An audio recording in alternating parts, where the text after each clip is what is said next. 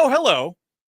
Welcome to WHM Mail Bag, everybody. I didn't see you there. Come on in. Sit down. Have a cocktail. Kick back. It's the end of the workday. We are here. Gonna read some letters to y'all. Maybe answer some cues. Plug some stuff. A lot of fun things happening here on the Mailbag. Gonna bring in my semi-literate podcasting brethren. My God. I'm not even drunk. I swear to you. This is just end of the day tiredness. Don't get old, folks. Okay, here we go. First up, you know him, you love him, Mr. Steven Sadak. Hey, everybody. How's it going? You just saw La Bête.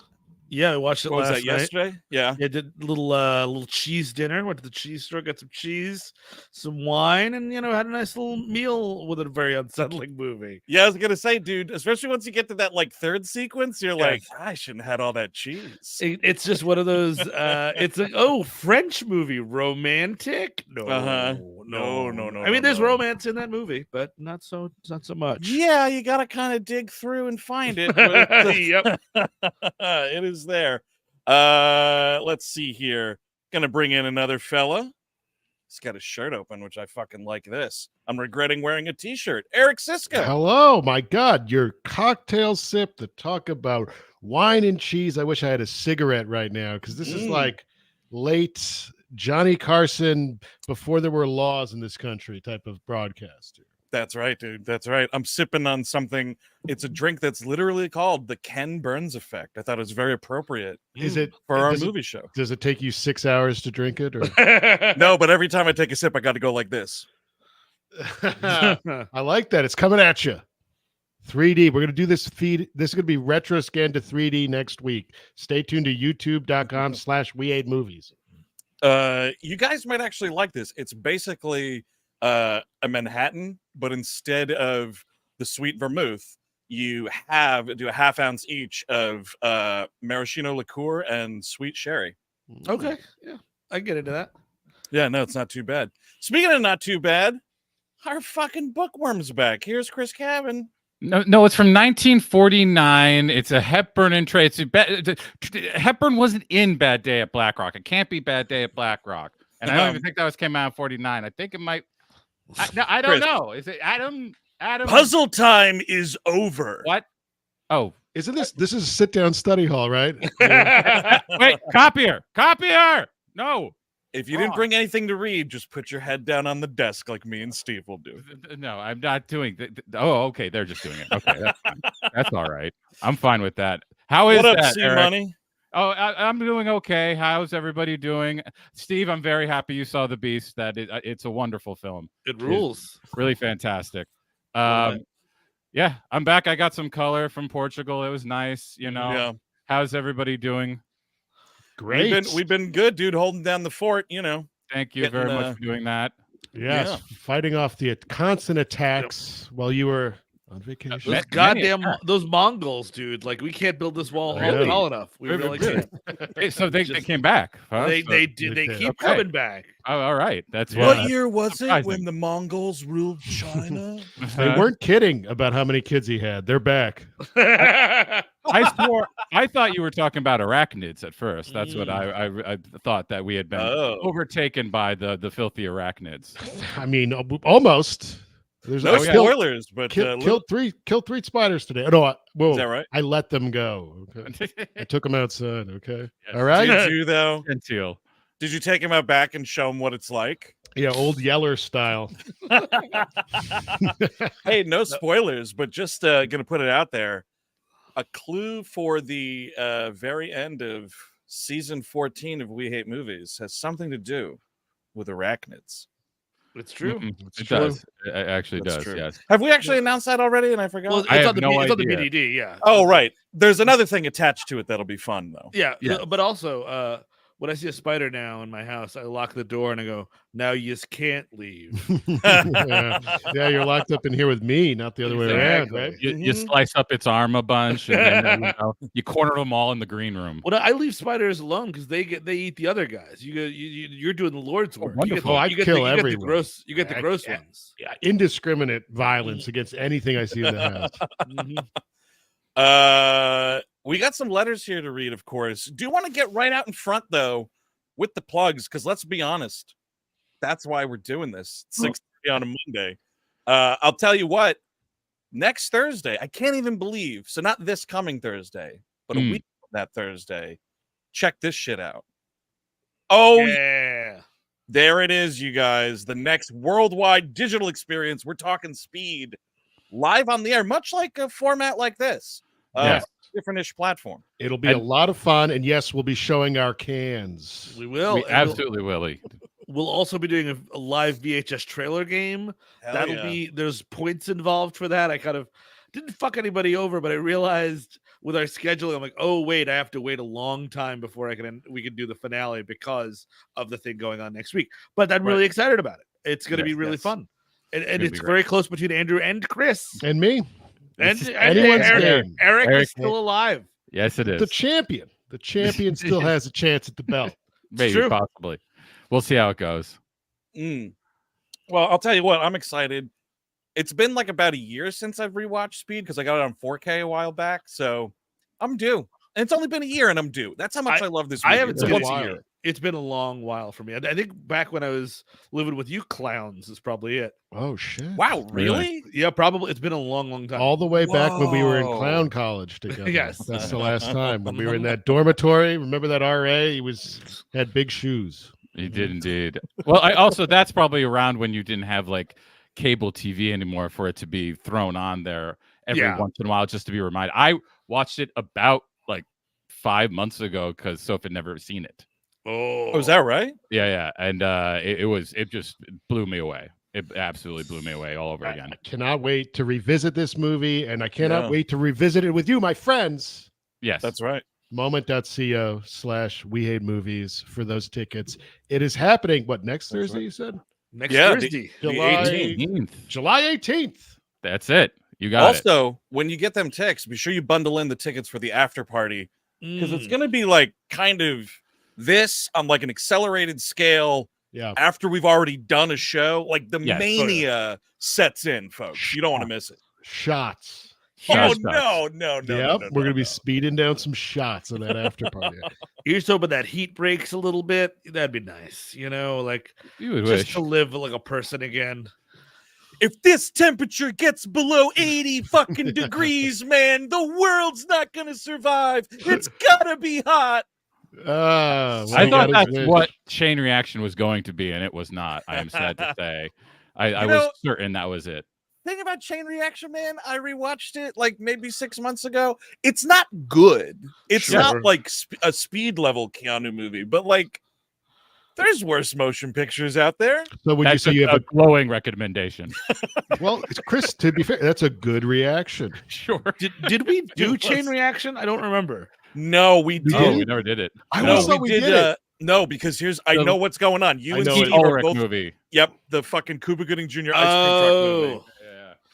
Which is which is actually Speed, but you can't get the temperature in it because the temperature of the thing couldn't warm. like cold something or other. Is that chill factor? Chill factor. 10 big points. Put there on it the is. board. It's on VHS there. trailer game. I'm back in the rounds. Back in. But yes, that's we're going to be doing Speed finally, and I can't wait. I have been trying very hard to make my Dennis Hopper impression worse, working day in day out, and it's I think it's really paying off. I might try to find a clip for this or something because we just watched it the other night. So I think it's because the main character, like the host of the show, Muppets Tonight, is a character that was voiced by Kevin Clash. So like it's not on Disney Plus, but you can find it on YouTube. They only made like a few episodes of it. One of them, though, Sandra Bullock hosts, and they do like a Speed parody where they're like, if the ratings on this show go below mark 50, the theater's going to blow up. Got it. And this episode was, I guess, kind of infamous because it was supposed to air on the exact date that was the 1-year anniversary of the Oklahoma City bombing. So they pulled it, and it's sort of like derailed the whole show. But like there is a puppet. There's a long way around to get to this. There is a puppet in there, the guy playing the mad anonymous bomber. It's just one of the Henson people doing kind of a Dennis Hopper impression. I love that. It's pretty funny. That's great. They should have just rolled with it and had like little stretchers for little Muppet bodies. Exactly. And then it's also Oklahoma City. It's fine. It's fine. It's good. I drove into a preschool. Oh no! Waka waka. Yeah, Fozzie Nichols was driving Terry Nichols' truck that day, or whatever happened. No, turn it off. I don't care if it's live on the air. Turn it off. What am I gonna do with all this manure and bags of nails? No. We don't condone this. Who allowed Timothy McVeigh to do a polish on this script? Who allowed it? Let me know. I always wanted to work in TV. Should we get to some letters, guys? Sure. We should get to some letters here. Chris Cabin, not only are you our bookworm, you're also our fucking mailman. Yes. So what's going on? Postmaster, please. Will you please calm down? Sure. Come on here. Yeah. I think you love this story, so I think you got to do this one, Andrew. Oh, the first one? Okay. It's just because I think it's very funny, and there's a couple of things about it that really worked for me. It's an embarrassing father story. Yes. Coupled with a comedic actor I really love. So this is gonna be a good one. Okay. Although I have to say the subject line of this email sounds like the title of some like early aughts J-Lo starring domestic thriller. Cornered. That's the tone I got from what goes on in this. Is very much if I was in Dan Aykroyd's shoes, I would feel J-Lo cornered. Are we sure that there's no Ray Liotta movie called Cornered? You know, just like you know what? Unlawful Entry is one of them. That's true. Yeah. Sure. 10 points. Turbulence as well. You can't just get points for thinking about movie titles. Why not? That's what everyone else does. Sure. All right, here we go. Cornered. Hi, WHM. Chris's story from the April 2024 mailbag. That was a real banger, by the way. You should go check that out after this one on YouTube. We were also hawking tickets to a virtual show then, I think. Or no, the tour, I believe it was. Anyway, all right, the April 24 mailbag about his dad not keeping his cool around celebs. It gave me a vivid flashback to a fondly remembered incident from my youth. It was sometime in the later 90s. I was grade school aged, and my family were on one of our semi-regular ski trips. Steve, hold your tongue. What? Okay. Before you say "little rich boy," I was this close. I know that's why I had to hop in, dude, like fucking Keanu Reeves on the LA subway system. Had to hop on board to save you from humiliating yourself. Because this guy says, before you say "little rich boy," they were exclusively Reno, Nevada based and heavily subsidized by my dad exploiting casino and hotel promotions as much as he possibly could. Nice. Okay, so this guy is like a real degenerate gambler and can take his kids skiing sometimes. And he kind of knows how to work a system. Again, kind of like Chris's dad and the Columbia House scam. Baby. Oh yeah, scammer. This is a classic scammer father. It's not, it's different from the other type. It's not always nefarious. It's just, really just working the system because there are openings there, and you gotta. My dad was not above a scam for sure. Oh, well, come on. He liked the old, which I think is incredibly illegal, but I think the statute of limitations is out. The old. you put a paper bag over a parking meter. Oh, It's yeah. like, out of order, dude. Yeah, what was I gonna do? It was out of order, officer. Mhm. What was I to do? That's Yes. awesome. Did he have a stack of paper bags in the car for, Oh, you keep those Just in the such glove an box. occasion, yeah. or Yep. you actually recycle it? Like when you leave, you take it off, Yeah, it's not the next guy's problem. right?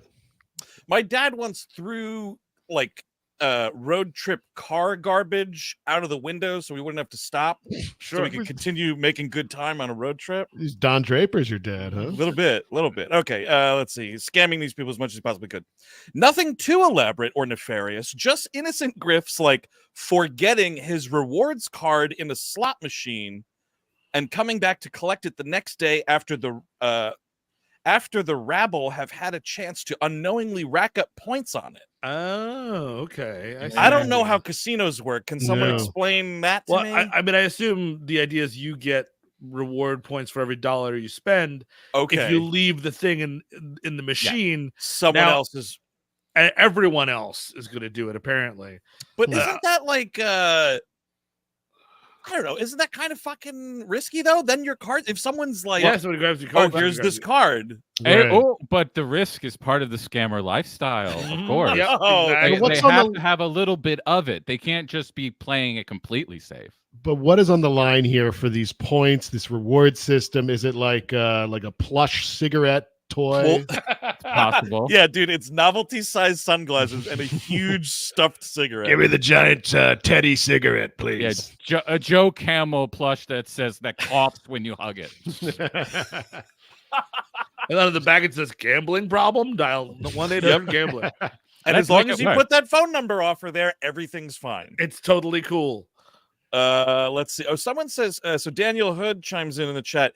You get points for like $1 or $2 on a machine. Yeah. Okay. All right.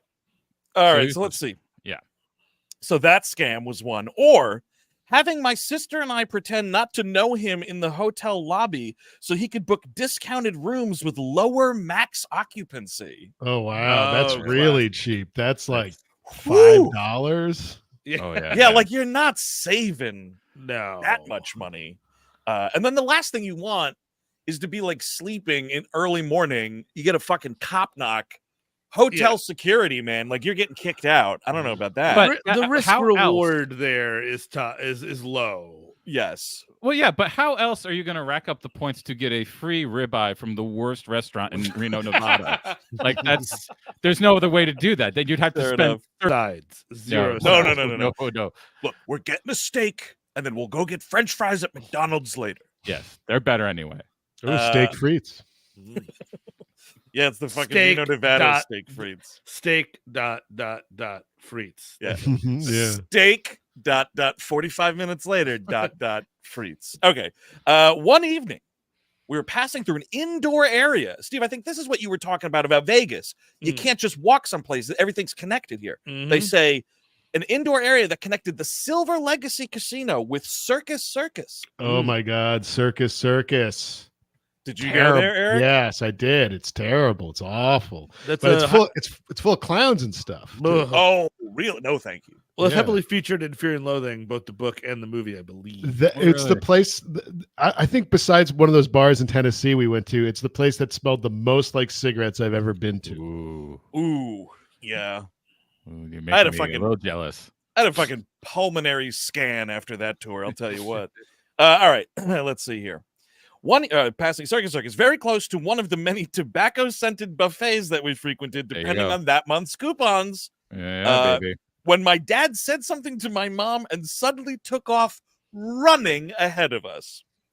We all stood around and waited for him to return while my mom tried to explain to my sister and I who Dan Aykroyd was. Whoa. So this is the late 90s. This is a grade school age child, much like we were in the late 90s. We're a little older. You had to have known who Dan Aykroyd was. What are we talking about? Your parents never showed you Tommy Boy? That's dereliction of duty. I say get them the fuck out of here. Like what the fuck? Ghostbusters? Great I think- Outdoors? You know, I get the think- fuck here. I think we're burying the lead. Like, seeing Dan Aykroyd, I'd be like, oh, cool. Dan Aykroyd. Love that Yeah. guy. Sure. Chasing after Dan Aykroyd, that I Oh, don't know my about. God. I was once chased by Dan Aykroyd. Really? True story. Now, yeah, I was when I was an intern at Conan. He was one of the guests, and I went downstairs to leave the show for the day, and he was leaving at the same time. And I looked behind me, and it was Dan Aykroyd with that baseball cap on, but that face is so recognizable. Oh, sure. And he's like, and I'm like, oh my God, he's back there. But he was going to his car, so he went. Was it hey kid, hold the door for me? No. I think he saw that I recognized him and didn't like it. Oh, yeah. So 5 to 15 minutes later, he returned and explained that he had indeed seen through Mr. Aykroyd's disguise, which this person says is a hat with a built-in wig, parentheses. I believe it may have been the classic Rasta hat. No. So what is he reenact? Yeah. Do it. Is he doing Trading Places? Is that what's happening? Is it the last awkward as fuck 2 minutes of Trading Places? Is that what's like? Was grease paint involved? Does he really want to be that not noticed? Trading other places, getting ready for the Legacy sequel, of course. Like, dude, after fucking XLF, anything is possible. Now. Randolph Mortimer, we're back and we're dead. Now we're holograms, Mortimer. Can you believe it? Okay, Rasta hat. Yikes. And that he had cornered Aykroyd in a bathroom. Oh, God. Oh, perfect. After following him in, he said, "You're Dan Aykroyd," which I believe earned my dad a not especially patient "Thank you very much, sir," and a handshake. Well, what'd you expect? Crystal Head vodka? Also, shaking hands in the bathroom. No, I do not think so. Fist bump. I mean, if you have to touch, sure. if it's the hallway before the business has been done, sure, maybe it's fine. Yeah, but okay. still, like you gotta no. You're in the bathroom, play swords, right? Yeah. Oh yeah. You touch. You gotta touch tips. Just push him against the wall and say, "We're sword playing." That's what we're going to be doing. That's a bathroom handshake. You did, Dan. You wait for him to go to the urinal, and then you sidle up the exact one next to him, like, "Hey, Dan Aykroyd." Hey. Nice cock. I love Dr. Detroit. It's a phenomenal film. You just start saying movie titles like when you start hearing him piss, you're like, Blues Brothers 2000, Dr. Detroit. Hey kid, I'm taking a piss, not a shit. Dragnet. I find the move is if he's got a disguise on, leave him alone. Like, it's very clear. Yeah, I think like you can tell almost 10 times out of 10 when a celebrity wants to be bothered and when they're really not in the mood for it. You know what I mean? I've told the story before. Yep. We were on a roadside, Roy Rogers about to go camping, and who should come in while my wife's in the bathroom to get their little kids, Roy Rogers, but Uma Thurman. Like, holy shit, Uma Thurman. She looks exactly like Uma Thurman. You're not going to hide that. No. No fucking Rasta hat for you, Uma Thurman. And then she's like, I'm waiting next to my the bathroom waiting for my wife to get out. Oh, man. And she's going to go in the bathroom, so she has to pass me. Right. And I know for a fact, she just kind of gives me this look like, no. You know what I mean? Like, it's a look that says, you know, and I know, and I'm sure you jerked off to me, and I'm sure it was wonderful. Wow. Yep. Let's leave it alone. You know what I mean? And I just gave her that look. And I was like, yep, I get it. You know, I'm not going to be like, Uma Thurman, oh my God. You know what I mean? Like, Steve, I just don't think. I think you're leaving something out. You were wearing your famous Nymphomaniac T-shirt, and I think that was part of why you maybe got these eyes. Maybe that was really to check you in a little bit. And Steve, there's an update to this story you might not be aware of. oh, what's that? It is now a Chick-fil-A. They got rid of the Roy Rogers. How Oh about no! that? Yes, dude, I was going to bring that up. So this is Yeah. what they did. This is what the geniuses of the New York State, like Thruway, whatever the fuck association decided was a great idea. Put in, so there's two things going in there. They knocked it. Yes, all the Roy Rogers. I think the McDonald's, like it's all gone on those Thruway rest stops. Now it's indeed a Chick-fil-A and Burger King's. But one of your two restaurants in your fucking place where people are traveling, rest stop, restaurant area, is a place that's closed every Sunday. Yeah. Yep. There's actually so giant like signs on the highway that's like closed Sundays. Great. Awesome. Oh, yeah. Like on Sunday's going to be a fucking Subway then? Like, what are you doing? Just forcing people to eat more Burger King, I guess. Maybe they're in a pact a little bit. Yeah, Tragedy. the king is involved. Yeah, I mean that's all under Chestnut Market, right? That's who took over all these things. Yeah, I don't know. Yeah. I mean, there's no ethical capitalism, but I just still can't go back to Chick-fil-A. It's just like that's for you folks. You guys enjoy it. Yeah, I'm not that hard up for it. Like if I'm fucked in an airport, that's all that's there. Of course, I'm going to eat it. But like I live in New York. I could just go up the street to the McDonald's. It's going to be fine. Yeah, exactly. By the way, we should mention this Aykroyd stuff. It's all allegedly. We don't want to get into hot soup. No. If you contact saying that we're talking about bathroom stories, we're in trouble. So sure. Heard you're talking about my cock. Heard you're talking about Blues Brothers 2000. Yeah. I should finish this letter. Do you know so much about it? Is it cut or uncut? You got 30 seconds. I'm gonna guess cut, sir. Damn it. Ding, ding, ding, ding, ding, ding, ding, ding, ding, ding, ding, ding. All right. I also vaguely recall a detail about Aykroyd having one or more bodyguards who waited outside the bathroom, which is probably true since Googling Dan Aykroyd bodyguard brought up an old Reddit post about a college student getting roughed up after approaching Aykroyd in an Ontario strip club bathroom in 2001. Leave Dan Aykroyd alone in the bathroom. What is going on? Yeah, now you're approaching him with a hard-on. Exactly. Not good. I'm jerking off in here. Excuse me.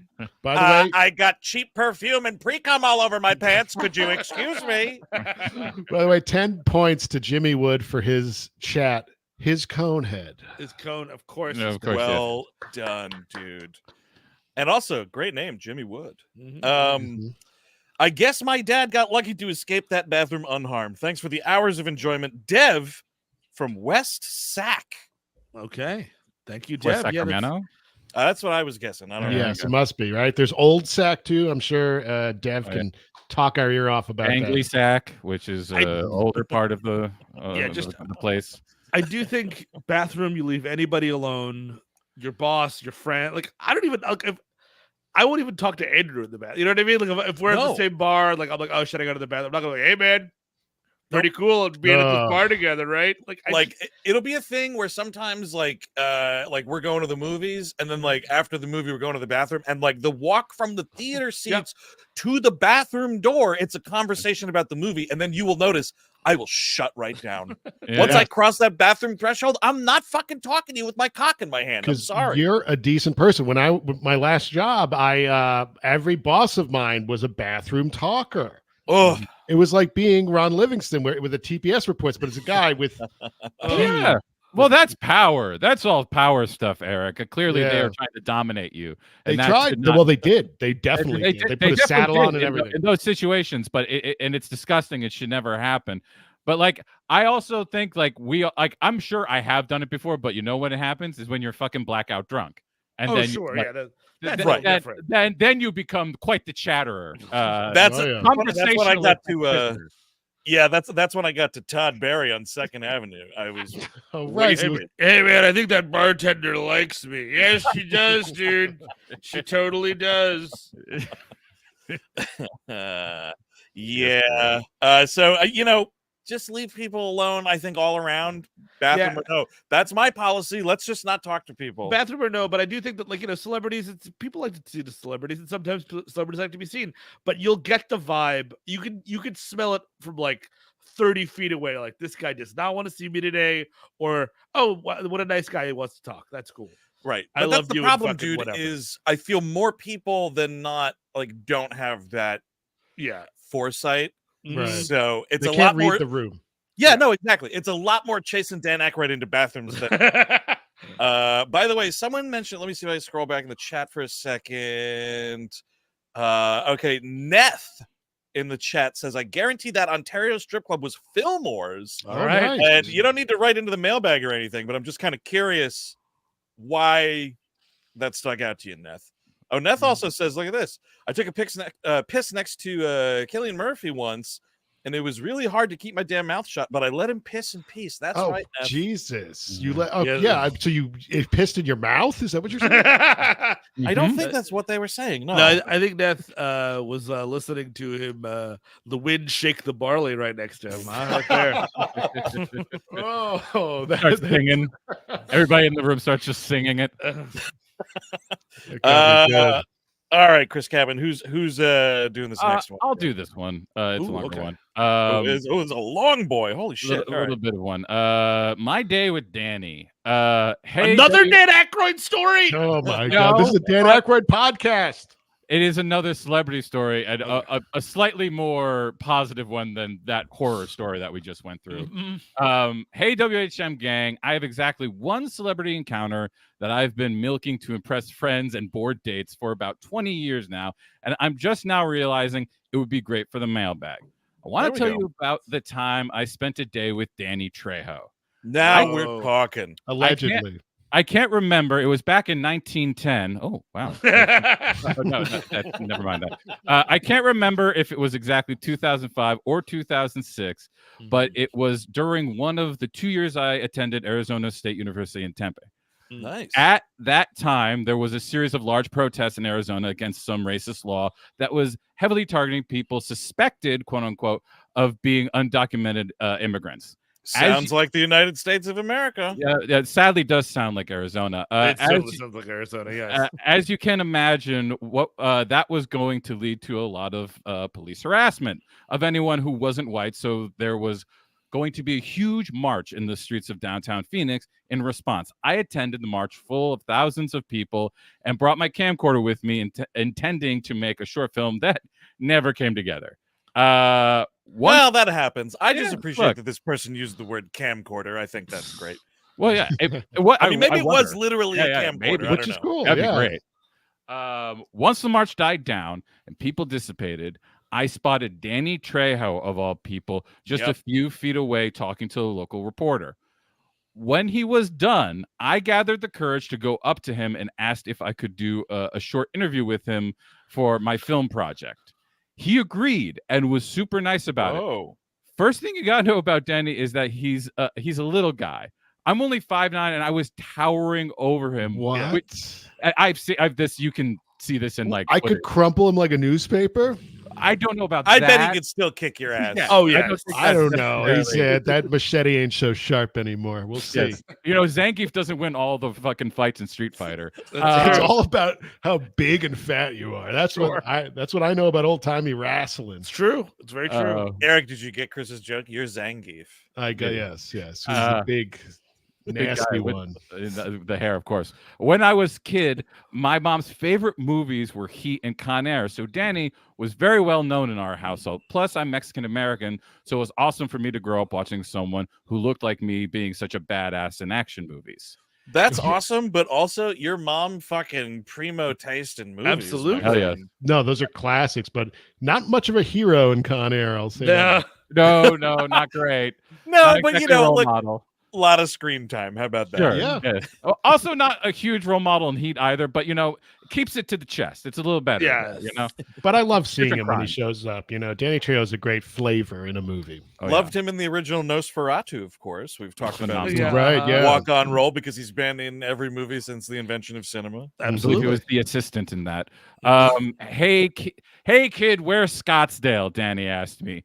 I told him it was only about 30 minutes away from where we were, and he asked if I could give him a ride to his hotel. Okay. I excitedly said yes without wondering for a second why the celebrity was in Arizona at all, much less why he needed a ride from a teenager. Turns out there was a film festival happening in Scottsdale, and he had produced a movie that was showing that night.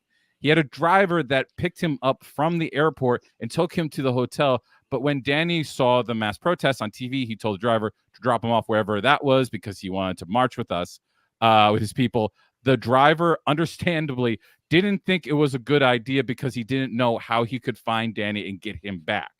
Wait, hang on. So we're talking 05. Yeah. There's cellular telephones. Like, I guess, is Danny Trejo famously, like, maybe back then, like, hey, man, I'm not carrying a fucking cell phone, man. No, he goes where the wind takes him. Right. Later he does, but I didn't think about that. But I mean, also, like, if you have to drive through it after a parade, you're probably annoyed as hell. Yeah, I don't know what kind of limousine or whatever this was. So who knows? In Danny's words, though, with all these Mexicans here, I know somebody would have my back. That's awesome. Yeah, and it turns out it's correct. During the car ride, we chatted about movies, and he was extremely down-to-earth guy. He even let me bum a couple of his cigarettes. Danny Trejo is a guy that I would like fake say I smoke. Oh yeah, just Yeah. you want a cigarette? Yes, absolutely. Give me fucking. I'll smoke fucking 4 at once, Danny Trejo. Is that what you want me to do? yeah. And then he's like, "Oh, I didn't know you like to get wet." PCP. But naked. Yes, Danny Trejo. As much as you can shove in my mouth. At a red light, Danny pointed out to me that there were 2 bodacious babes in the car next to us. Dude, did he use the words bodacious babes? I hope so. I really do. He's the right age for bodacious babe. It's true. If you're listening to this, please confirm whether or not the letter writer. I want to know if it was bodacious or not. You know how to impress a girl like that? He asked me. You offered them a massage because you know their back hurts from carrying all that shit in front. Wow. No. He's talking about the bazoombas. Yes, he is Yeah. indeed. This guy at least knows what's going. I know that sounds kind of scuzzy now, but you have to understand, I was a dweeby nerd who was terrified to even talk to girls back then, and one of the coolest motherfuckers to ever live was broing out with me about tits. Oh, of course. Yeah, but also, dude. Oh yeah, You're at you're the time. You're talking titty with machete. You know. Yeah. Oh yeah. But- I mean, we were in college around once a time, and like, well, I think both Michets were after college, but even then, I would have been like, sure, let's hear it. Yeah. I want to hear what Danny Trejo's thoughts on this. Oh, are. hey, hang on a second, guys. In the chat, sorry. Long-time listener, I believe we've met him on the road as well. The Classy Alcoholic is the writer. It says he did not say bodacious, but the Classy Alcoholic did. I see. So we got a line to the letter writer live you. here in the chat. Thank But you for also- confirming this. You don't need to impress a lady with a line if you're riding up with Danny Trejo. You just Yeah. open the window and be like, "This is my buddy Danny Trejo. Yeah. We're talking about Al Pacino in here. Who he knows." Yeah, and then Yep, they'll be yep. like, "That's not Danny Trejo. That's some like doll, some doll man you have." Did you Danny win that at the Trejo's a casino? tall action badass. Yeah. Help him out of that car. Can't you see? His legs can't touch the ground. That's a Chucky doll with a long mustache. What are you talking about? My buddy. Yes, the My Buddy dolls. Me amigo and me. Precisely. Things took a turn when he got a phone call from his wife. Apparently, so he had to have a cell He phone. has got the cell phone. Apparently, she had gotten to the airport, and someone from the film festival or whatever was supposed to send a car for her, but there was no one there, and she was just waiting around, not knowing where the hotel even was. Oh shit, man. Danny lost his shit, as he should. He started straight up yelling about how it was fucking bullshit that they left her stranded there, how he was going to chew someone's ass out. Yep. Love it. I started getting nervous, and it's not like I was that good of a driver then anyway. I had to pump the brakes really hard to avoid hitting a car in front of us, which made it fluidly into Danny's rant. The sentence went something like, "I can't fucking believe this shit. That's fucking ridiculous that they would do that to you. And I'm riding with this kid who's going to kill me." Yep. Ooh, yep. Oh, Christ. Wait, that might be a good name for yourself. You could go back in time, kill Danny Trejo. You could be I'm the guy that bested him. I know it was Exactly. an auto wreck. Yeah. Well, what you would do is you would have to kill Ernst Lubitsch because he gave him his first job. That's true. And Yeah. then you would have to make sure that he, got out of the way.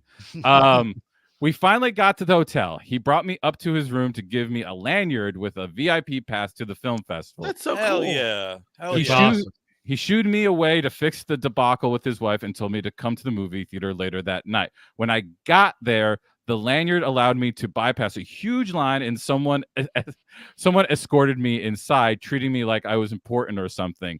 I'm really glad that was the case because it felt like it was going to be like, and the barcode was forged and they were bootleg passes and I got arrested. No, actually, you have to get your tickets at the other location. It's about 10 miles down the road. Then you can come back and wait in the line. You've got the blue badge. The blue badge is that line. Yeah, I'm sorry, but can you keep it moving for me? You guys are all describing what it's like to fucking deal with going to South by the way. That's the exact.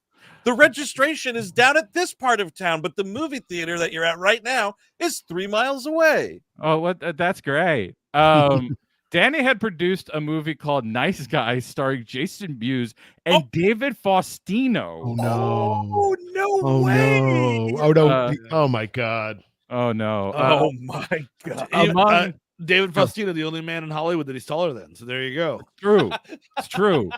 So, my God, he's been destroyed. He's been ruined with this movie. No wonder I produced a movie starring Bud Bundy. That guy was towering over me, man. What a presence! I put $50 in to cover the Fritos they had on set that day, so they called me a producer. The movie was. I looked it up, by the way. Movie renamed High Hopes. Well, he's about to get to this. Oh, sorry, I didn't.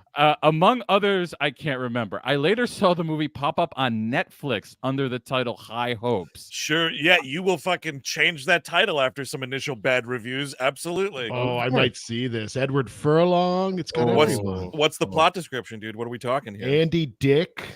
Oh no, that's not the plot. Let's see what the plot says here. This summary is a little long. Hollywood hopeful Tom Murphy and his posse of pals conspire to get into the big leagues. Is it a pussy posse, do you think? Or it seems slightly pussy-esque. Oh. They pin their hopes on the industry success of Tom's famous girlfriend starring in their first feature, but falls to pieces when she dumps him. Tom and his pals learn of another possibility and devise a plan to steal a fence case of government-issued marijuana, return it to the FBI for the reward money to finance their movie. However, a scorned girlfriend and her deaf-mute brother have other plans. Okay. High Hopes in theaters in 2006 at one film festival, I guess. In theater. In theater. Sure. Right, yeah, we fucking four-walled a theater, probably in Scottsdale. Anyway. Anyway. I also don't remember much about it, except it was kind of funny. I question that, but maybe. There was a VIP after party nearby at which I met up again with Danny. He introduced me to his wife, an agent, and went on and on about what a good kid I was and how I helped him out earlier that day. Everyone was super nice, and I got to shake hands with David Faustino. Nice. Did you bend down to do it? Faustino, with David Faustino, and tell him that I was a huge fan of Married with Children growing up, as was I. I bummed another of Danny's cigarettes and eventually felt awkward being there, considering I wasn't even old enough to drink. I said goodbye to Danny and his wife and never saw him again.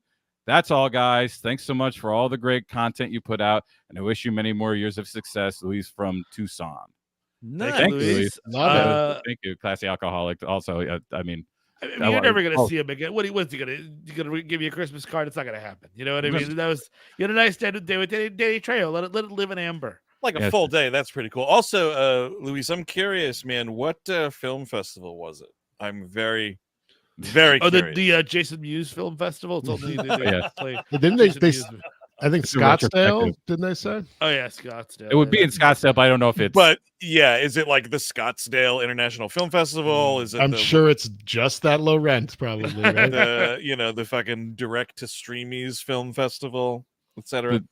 The Scottsdale Film Collection. We just got a couple. We don't really. It's not really. We're not festive, really. We just got them here.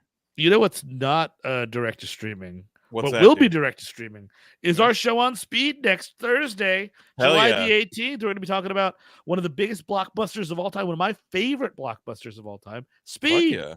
Mm-hmm. Oh, yeah. It's going to be awesome, man. I'm super fucking excited. I think there's like some sort of energy in the universe. The fact that I got to that Sandra Bullock episode of Muppets Tonight with a Speed parody. Nice. The stars are aligning, man. The stars are aligning. Love when that happens. Also, can you put up the graphic again, please? Absolutely.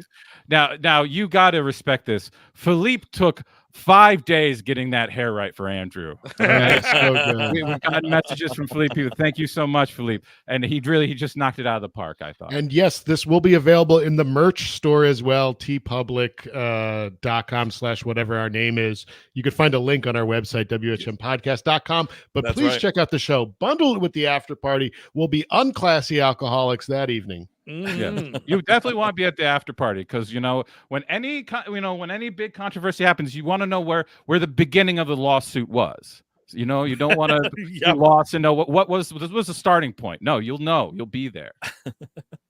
If this is in response to my question about the film festival, The classy alcoholic says that part of their memory is gone due to years of heavy drinking. That's Ooh, what I did a little bit classily though. Yeah. Yes. classy memory hole, but it looked like the release info on IMDb. I looked back at it, said Phoenix Film Festival. Okay.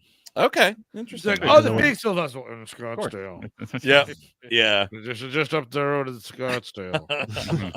Don't worry, it's the same thing. It's Scottsdale. Shut the fuck up. The New York Film Festival in Troy, New York. Exactly. I get a little press release for like an upstate film festival. I won't say the name of it, but it's always like, here's like 20 events that are happening at this film festival, and 3 of them are movie screenings. And it's just like, Yes. okay. Random Maybe it's more of talks. a discussion festival. Yes. Anyway, let's get along here. Steve, why don't you do this one? I sure can. This is The Notebook Effect. Hi, WHM. Big fan of the podcast. I love hearing fellow movie nerds like you guys making terrible movies hilarious. Well, thank you. Thankfully, I'm old enough to tell this story, but in the good old days, of working at video stores, I was an employee at Blockbuster. That's the road that I never took. I always wanted to work at Blockbuster, never could get that job. They didn't want me. They did not want me. You weren't Blockbuster material. I was not. No. Hollywood Video deemed me unfit to work at them. Yes. Well, they know to wear that uniform. they know a Red Vines thief when they see one. Yeah, okay? sure, They just got eyes for that stuff. I saw a lot of crazy things in my day. They're like I saw a lot of crazy things there in my day. They're like someone walking around for an hour until asking us where the red curtain room was. Yeah, that's that was not a Blockbuster. Did you guys have not Buster? An urban legend about Blockbuster though, where it was like, oh, there's a secret room. You gotta knock on the door. You gotta ask for it. Yeah. I think I remember hearing that like as a kid. Well, what a humiliating thing is to ask for pornography, and like asking for pornography in general is humiliating. But if the answer is no, it's triply humiliating. You know what I mean? Yep. Yeah. You definitely want to write this way. Exactly. First say we don't sell that here, sir. You're gonna have to jerk off somewhere else, creep. No curtain. We have no curtain. Chris, do you remember the Theater 11? No. At the multiplex, when new like usher kids would start working, we would all do this thing where it's like, okay, so it's a 10-screen multiplex, but then of course, it's 1 through 10 is the general releases, and then there's Theater 11 up the stairs on the side of the projection booth. And like fucking time and again, it would be like, whoa, what's in Theater 11? And we'd be like, well, that's where the pornos are shown. The Goon and, like, Cave. You could get like one of the dumber kids for like a couple of weeks on that, and they'd be like, when can I see Theater 11? Whereabouts is this Theater 11? Oh no, you got to be here at least a month until you clean Theater 11. Well, first of all, the last thing I want to do is clean the fucking porno theater. No. Thank you very much. No, thank you. So, red curtain room. Someone yelling at me for being out of Alvin and the Chipmunks live action on the day it came out to rent. That's just what happens to newly releases, baby. They go up like that. Yeah, you get your ass to the fucking store earlier. What's it? That's your problem. My manager making us all play the porno movie name game. He would make us make up porno movie names for a stack of movies, and if we couldn't, we had to put the stack back on the shelves. I was surprisingly good at. So I guess it's like, there's a big stack. Who wants to do backdraft? Draft. But I think you have to, like, if it's 3 of them or so, you have to make a porno out of all of those words. And I think this should replace the VHS trailer game. Whoever's best at making naughty Randy movie titles out of other movie titles. And I bet I know who's best at that. We don't know. Maybe somebody who brought it up. I don't know. Wait, the guy, this guy. What's Christopher from Utah? No, He's the guy. Jimmy Wood's on fire today with Ass Draft. That was a good one. Dude, I gotta tell you what, I like Ass Draft. I like Ass Draft quite a bit. Jimmy, you got to be on the show, buddy. I do. Pussy 13. Pussy 13. Fucked away. Fucked away. Sure. See, you guys not impressed with the porno title game, though. See, Chris, you'd still win. Here we go. I was surprisingly good at it. And a crazy person was always putting Redbox movie in our Dropbox, despite us telling them many times to not do that. This story was one of the weirdest ones. One night, a guy was rummaging through the rom-coms until I asked him what I could do to help. He flat out told me the movie. He flat out asked me what movie he could rent to help him get laid on a date. Wow. Oh man, this is almost as bad as asking for the pornography section and not getting it. Exactly. Like this isn't fucking Hitch, dude. Keep moving. You know what I mean? Like just do whatever. It's 2004. The only thing I could think of was The Notebook. He grabbed from the new release section and immediately made him ring it up. I had to open the next day and completely forgot that happened the night before until the guy came in shortly after he opened and asked for me. I assumed I did something wrong, and he had gotten a complaint when my manager called me up. But until he said this customer needed to talk to me, the guy had me walk somewhere where no one was around and hugged me, saying, "Holy shit, dude! That movie got me super laid last night. Thanks, you." He then left, and I never saw him again. How about not a hug? Give me a tip. You know what I mean? Like, I am disgusted at this writer. I'm sorry, you're probably a very wrong person. In this scenario, when some asshole comes up to you and is like, "Get me laid, please," what you do is you show them to John Carpenter's The Thing. Yeah. And I don't know. I mean, probably. Maybe not Irreversible. Maybe that's going too hard. What are you fucking doing, dude? Salo. Yeah, there we go. Salo. The horror charmer. This is what I find just like really like grossly unbelievable about this story is the fact that supposedly, according to this guy, this worked. Because I don't know if you guys remember The Notebook. That's a devastating end to that movie. Sure. How the fuck anyone can like work that into now I'm getting hard and let's get down? Her partner died. Well, there's previous that. guy. He might just be into death in general. But also, I really do have to highlight Ryan Gosling's has nice muscles in that and looks very cute. And he's in a lot of it. But like one of the last things you see in that movie is Jenna Rollins and James Gardner holding one another as his brain fucking disintegrates inside his head. That's funny. I do get that, and it is a little funny. But the theory, I think, is that you would get in so deep into the Ryan Gosling McAdams part of it, you would not have to finish the movie and see the devastating end for these two people. That's true. That's very true.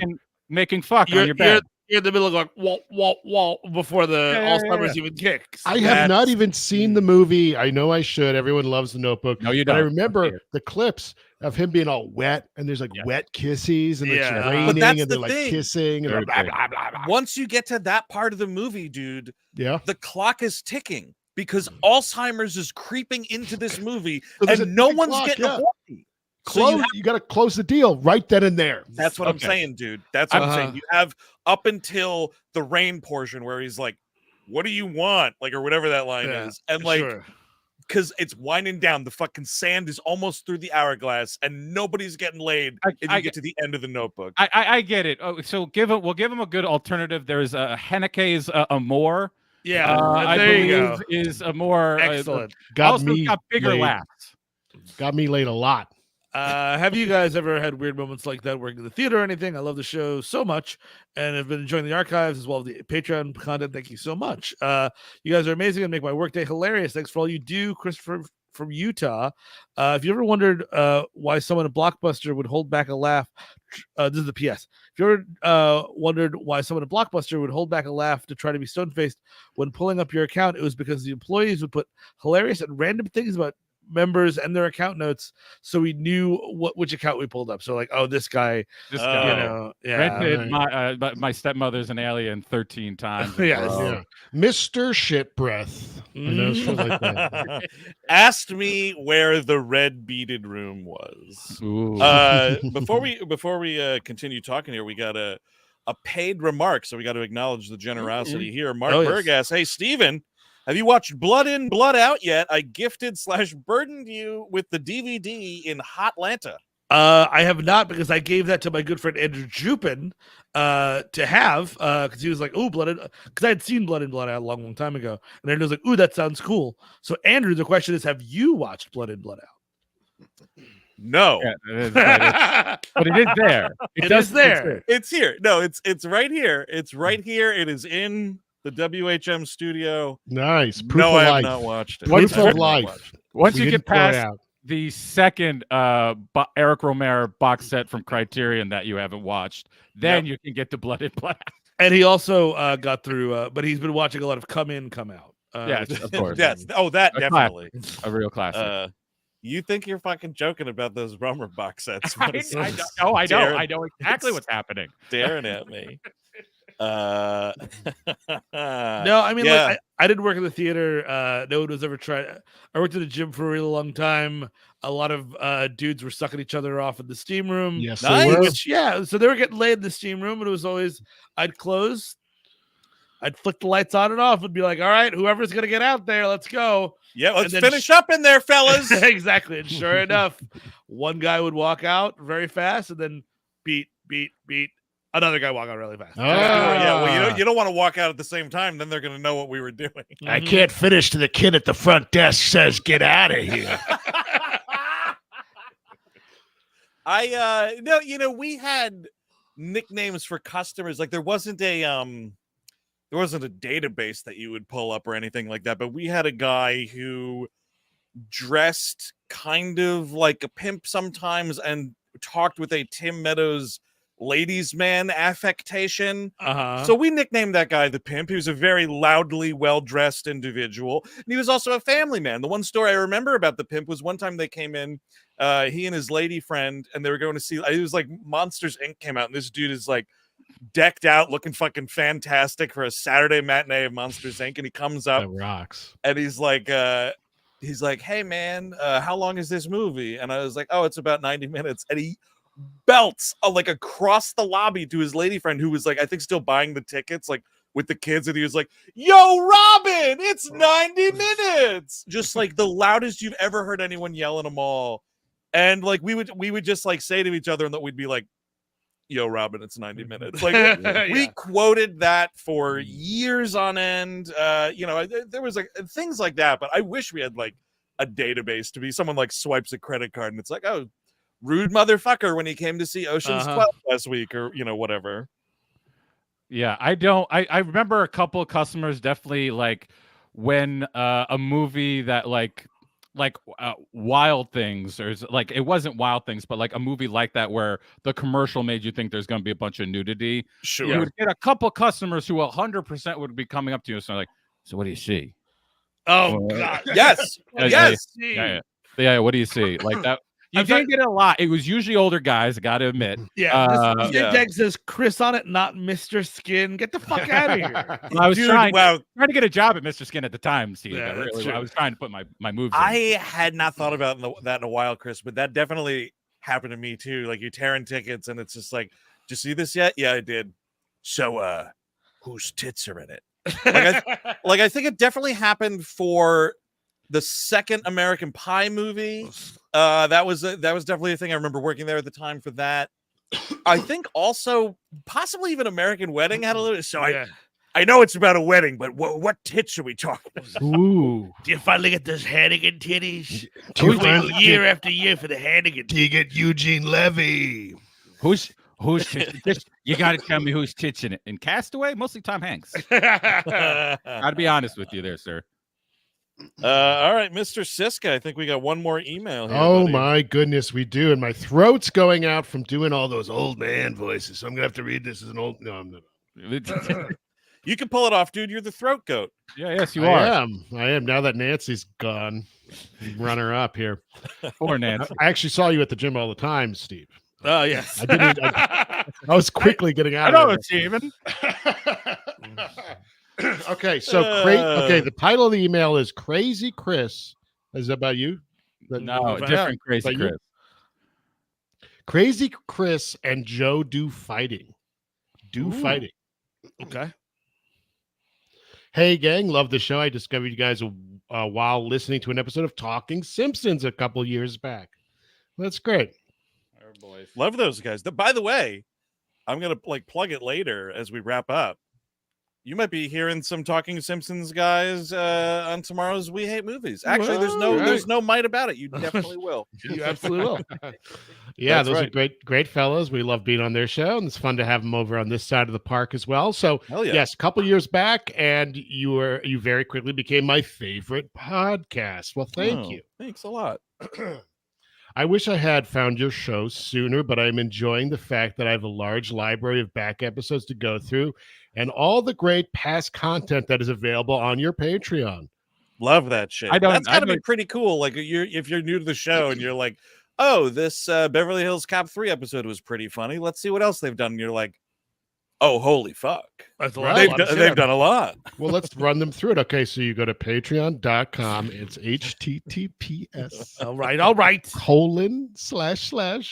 / Come on, I got macaroni and cheese to make here. Come on. But check out the Patreon. There is a lot on there. Okay, so I've recently started going through your movie commentary tracks, and I'm thoroughly enjoying my throat. Oh, I need Tony Soprano. I need one of your fellas to top me off. Are you Are you just happy that now you can play your games at home? Yeah. I don't even need to go wear a sports coat to go to the casino. My daughter and I have tried other online casinos, but Betfair's the best. Real players, real stories. I feel like Betfair gives the best bonuses. You've won with a few. That's right. You can play your favorite casino games anywhere in New Jersey. Join today to play your first day risk-free up to $200. I've been going to the casino since you had to wear a sports jacket to get in. Yeah, and now my dad plays in his pajamas at home. Play your way at betfaircasino.com. I love that. Not planned, but if we're ever in trouble, we can cut to commercial. We're always good to go. Buy ourselves a solid 30 seconds to regroup. Yeah. All right, so he's enjoying the Patreon, society, material, etc. So this is a story about an incident that I witnessed during the opening weekend of Beavis and Butthead Do America. Classic movie, by the way. I was in the 7th grade, and the long-awaited Beavis and Butthead movie was opening on Friday at the start of our Christmas break. Being the age that I was absolutely going to the movie on opening night. Fuck yeah. The theater that evening was filled with fellow classmates and people of a similar age. It felt very much like a school function in that regard. I recall really loving the movie. And I always remember on later viewings, my dad cracking hysterically up at Robert Stack's character's overzealous use of cavity searches. Now that I think about it, my dad would also constantly quote Chris Walken's pocket watch scene from Pulp Fiction. And he thought that was the funniest thing he'd ever seen. That your dad is an ass guy. And you know that your dad is an anal master. It was in his ass. One year for Halloween. One year for Halloween, my dad went as the guy from Girl with the Dragon Tattoo who gets the dildo kicked up his ass. He thought it was hilarious. He doesn't know any Seinfeld episode except for the one with the proctologist. That's the only one. Right. Your dad's at home sitting on his own Facility Jerry. I like the idea of the Halloween costume. You're just a guy in a suit, and then it was like, oh, what are you supposed to be? Like a lawyer? And then you turn around, like, no. See that dildo? It's up my ass. Like, oh, that's something. Yeah, you of course remember Girl with the Dragon Tattoo, right? Please. She got me. Anyway, following the movie, the crowd of teens and tweens in attendance spilled out into the front of our small town movie theater to wait for their parents, whoever, to pick them up. As I walked out, an argument could be heard starting up. As I made my way through the crowd, I finally saw that there was a fight beginning to break out between a pair of local badass kids in Arizona. Yes. Oh, yeah, dude. We all had badass kids in our towns. Chris Cabin was a couple of years older than me and accurately nicknamed Crazy Chris by his peers. Yeah, I was known as Kraken Cabin, and that was because I would crack your back. Cracking ass. Yes, also that. The other kid, Joe, was a few years older than me and was someone I was familiar with. He rode my bus in the mornings, would often regale everyone with his stories of drinking, smoking, and other things. Ooh, cool. That a 7th grade dork like me could only dream of. Why couldn't the other guy, why doesn't the other guy have a nickname? Like Crazy Smelly Joe. Smelly Joe, Psycho Joe, Psycho Joe, Sloppy Joe. Sloppy Joe. Well, I think, okay, let's get to it. Let's see if he gets sloppy in this. Okay, so who tried the darndest to be hard, but seemed like he was faking the funk when compared to a guy like Chris. Wow. Okay. Chris was the real deal. Apparently, no air quotes for him. Both were not dudes you wanted coming after you, but Chris came off as the more real deal and a true psycho. So back outside the theaters, these words were exchanged between the two of them, and I remember Joe being knocked to the sidewalk after the two came blows. Well, that says it all right there, doesn't it? I mean, Crazy Chris is already like dominating here. I'm confused. I hope, I don't know if it comes up here. What starts a fight after a Beavis and Butthead movie? It's a great question. Yeah, I really. But go on, Eric. Maybe sorry. The badass contest that they're having. Yeah, that is a good question. I guess maybe they just knew each other through the. Oh yeah, it had to. You know what it was? I feel it was nothing to do with the movie. It was a slight over because kids like this are so fucking stupid, right? It's you accidentally, as you're walking out of the crowded small town movie theater, bump into somebody. Hey man, you got a fucking problem? Yeah. No man, it's just a fucking crowded exit way, and I accidentally brushed your shoulder. But sure, I have a problem. Those kind of people. Oh that yeah, does make sense. Sometimes when you have a bad day, you got to go looking for a fight. Being that it was around Christmas time, everyone had their winter gear on, and I specifically remember Joe wearing a big-ass Orlando Magic starter jacket. Nice. Which was the style at the time. Of course it was. It was everywhere. Absolutely. You would buy starter jackets for teams you didn't necessarily root for in some cases. I had a Charlotte Hornets starter jacket. Why? Everybody did. Blue and purple was a dynamic combo. It was pretty great. Sure, I was kind of a Muggsy Bogues fan, I guess, but and you had that evil bug on the back. That's he was badass, dude. He'd sting you. I don't like him. I'd kill him just like the spider. No, I'd let him outside. Very nicely. Let him outside. Push him nicely out. After being dumped to the ground, Joe rolled over on his back and started to fish something out of one of his sleeves in his opposite hand. It turned out he was reaching for one of those novelty baseball bats they sell at baseball. Sure. Of course. I guess those little bats, right? Not the big ones. No, it's like a 1.5 foot long kind of little. That is the samurai sword of the degenerate bully. You know what I mean? Yes, it is. That is their stock and trade. They have it. You really can't get any more degenerate than this, right? Like pulling a novelty little baseball bat out of your starter jacket in the parking lot of the movie theater where you just saw the Beavis and Butthead movie. Supreme degeneration. This is a classic American story. I love this. Upon seeing it, I remember hearing Chris say, "Oh, you're pulling weapons on me now?" Oh shit. Yeah. Joe had also begun to try and stand back up, and he was still on one knee. Chris then proceeded to do what I can only describe as a downward slashing elbow across Joe's face, opening a large gash across his forehead. Was this at Ringo Lamb High School? What the fuck? Yes, I think it might have been. What the fuck is going on here? No, they were aboard an aircraft carrier, you see, and then everyone behind them was going. Realizing that the fight was over, Chris proceeded to take off into the night, and Joe was left there bleeding profusely from his head, with the giant crowd of his classmates standing around gawking at all the blood. Dude, this is like when George McFly gets fucking Biff Tannen, but reverse maybe. And that's the thing. You don't want to be talking shit. Here's the thing. If you're not a true tough guy, you talk shit at school because the good news is it's going to get broken up real quick. You're in a fucking movie theater. Nobody cares about anybody. You're getting the shit kicked out of you in a parking lot. All bets are off.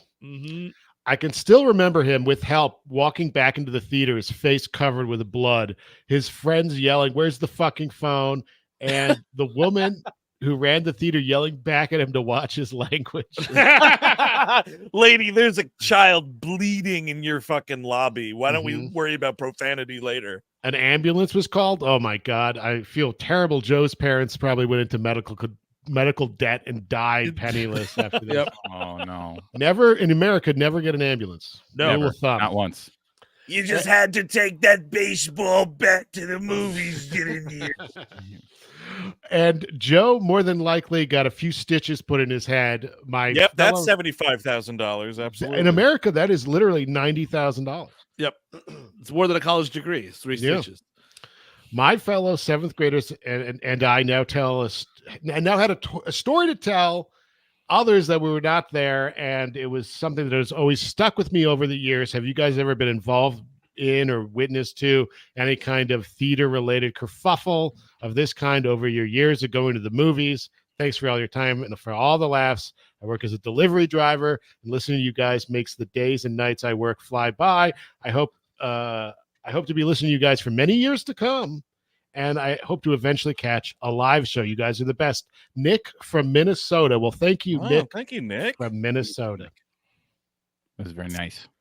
Fights at the movies. Like, I'll tell you, the most kind of fighting I've seen at the movies is from like wealthy, elderly film at Lincoln Center people who just will fucking snipe at you till the cows come home about their reserve seat and their whatever perceived fucking slight against them because they give $5,000 a year to the institution. Yeah, of course. That's more the kind of the shit there.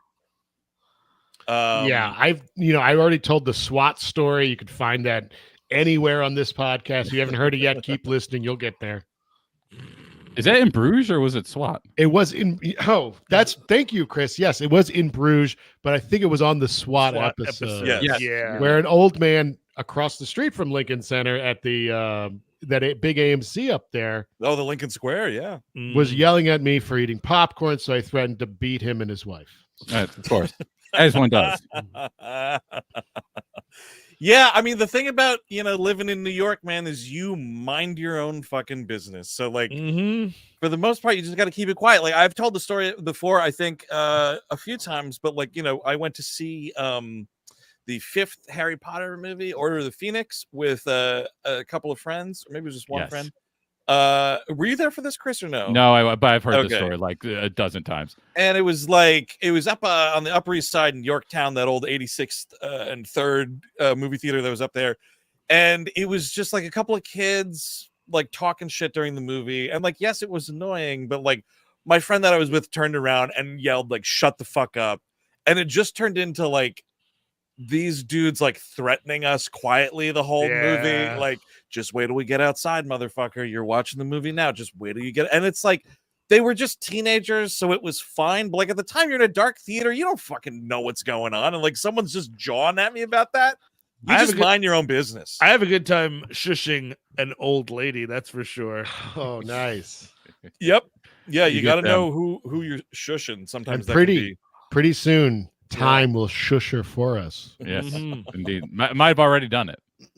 Yeah, and as far as like seeing things like as a theater employee, I don't know if there was ever. I don't recall any like fights at the multiplex. I remember one time my brother and his friends came in, and the one friend like had drank way too much, and that kid like vomited in the women's restroom. So he was having a horrible night. They had to like call his mom and shit. But yeah, no fighting. I don't think. No. Want to jump in here? This very generous kick in here from Brendan Nealand.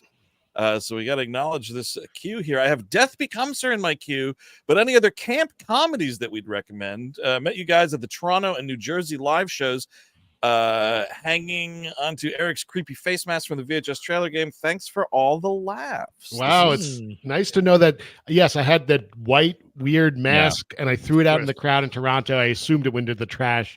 This crazy person kept it, and it's got my DNA on it, and now they're going to start killing people in it. That's right. I got to go to the campiest comedy of them all, Batman 66. Everyone in that movie is fucking hilarious, throwing heaters.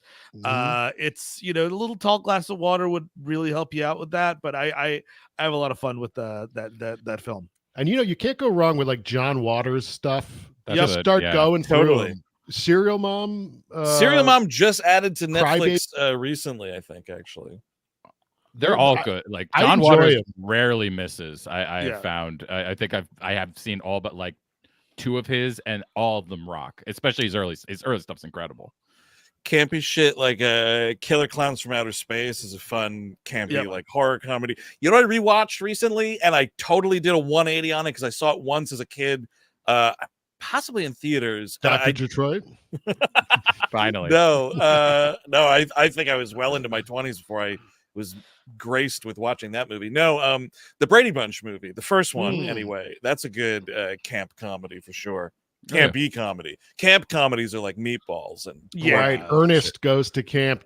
Check it out. Camp Candy, that Yes. thing. Oh hell yeah, dude! Well, where was Camp Candy airing? I wonder. That should be in full on a fucking streaming platform. As far as What is that? Is that the location from Django Unchained? No, that is No. John Candy had a cartoon series very Yes. briefly called Camp Candy. Oh, if that exists, we got to do it on Animation Damnation on our Patreon. Have we That's not right. Done that? We probably haven't, I guess. Yeah, I think we Oh. did Gravedale High. that's right. We definitely did an episode of Gravedale High. Greg Baffuto chimes in here and says, "Theater clearing Brawl, the opening night of American Gangster at the Bay Plaza Cinema in the Bronx. He wasn't there, but it was Even. notorious." Yeah, I mean, you go to that thing, you go to the Bay Plaza Cinema on an opening night after Sure. dark. You're not having it. I went there quite often. I was mugged once. It was great. It's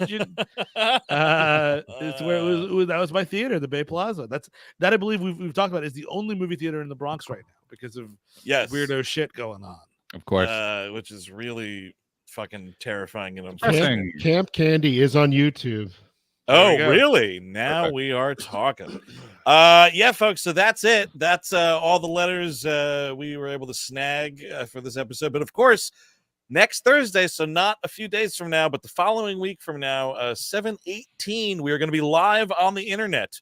Moment.co/We Hate Movies. We're going to be talking all about this fucking great ass movie. Oh, yeah. So fucking amped to talk about Yes. this movie. We'll be doing it live, and if you yeah. can't make it live, it'll be available on demand for 14 days after. So come on and get spud with us. Get spud with us. Sure. It's Yeah. fun. Get Uh, speeded. Someone asked in the chat one of the first times we were talking about the show if we'd done an episode on Speed 2. Yes, we have. Yes. Ages ago. Long Yeah. time ago. If I'm not mistaken. That is that an Yeah, archive episode or I believe so. Yeah. That's a good question. You could find out by going to WHMpodcast.com and selecting Prime episodes. That's right. Mhm. That's right. But yeah, also, of course, remember, we mentioned the 14-day window, but bundle in that after party ticket. We're going to be Yes. answering questions from ticket holders. It's always a lot of fun. It's always raucous. We're Oh, yeah. always fucking totally brain dead because we've just done 90 to 100 minutes on a movie. Yep. But it's going to be a lot of fun. I'm super pumped for this. We didn't have on-screen live earlier today, so I just want to mention, of course, if you're playing catch-up from the holiday weekend, last Tuesday, we welcomed back our good fucking buddy, Ben Worcester, talking about Paul Blart Mall Cop 2. I was surprised to learn a lot of people did not know this movie existed. They were certain Paul Blart was like a one and done, and their minds were blown. Somehow Blart returned. That's Mhm. right. And then last Friday, of course, you were probably, shooting your hand off with fireworks or whatever. But we did release the We Love Movies for this month, all about Logan. Kick-ass movie. Reaction to the episode has been stellar. I will say I think it's very funny, Steve. A lot of people have been like, why did they do this when they've been talking about X2 for all these years? And it was like, because we just felt like talking about Logan. I don't know. We'll get to it. We'll get to it, but also I think very specifically, it's all about the Deadpool and Wolverine tie-in situation, and that's the last time he was supposed to play Wolverine until That's he right. wants to be in a movie that we're gonna see what that is like. We're just gonna see what that's like. We'll He's see. got to pave a baker's dozen fucking driveways. So, Uh-huh. But as we teased a little bit earlier in this program, tomorrow, We Hate Movies offering up another one, Despicable Me 2. Bob and Henry from Talking Simpsons are back. That's so many minions on that poster. Wow. It's a lot of them. Look at And It a that. lot of truly will minions. be a planet of minions. It's going to be that way soon enough, man. I feel like once they can figure out how to make a minion IRL, Oh, yeah, it's just for it's sure. just going to go It's from coming. there. It's Yeah. coming. I So know. that's tomorrow, of course, with Bob and Henry on We Hate Movies. And then Thursday, holy smokes, folks, strap in for the return of Melrose 210 Oh yeah. with 2 wild-ass episodes of television that we're talking all about. Oh, boy. Kimberly Shaw pulling off that wig. One of the greatest, not greatest, but I would say one of the most infamous moments in television. For sure. That fucking rocked the world when that happened. So All that and more. Patreon.com/We Hate Movies if you want to get that Despicable Me 2 episode ad-free. But that's going to do it for this I almost said fucking on-screen live because I was talking about it. No, folks, the mailbag. So thanks for writing in. Remember, if we didn't get to your letter or you've yet to write something, weallhatemovies@gmail.com. Get it in. Don't be afraid. Send stuff in. It might not get picked, but, get that chance. Absolutely. What'd you say there, Steve? I said yes. Oh, Yeah. Yes. We get less than you think. So send in your puking stories, fighting kids in the street. Yeah. And Your all shitty that dad, your shitty mom. All of them. Your mom's shit on the floor, and you're going to tell us about it, please. All right. Well, that's the end of this mailbag. Until we open up the mailbag again, I've been Andrew Jupin. Steven Sadak. Eric Siska. Chris Cabin. Have a good night, y'all. Bye-bye.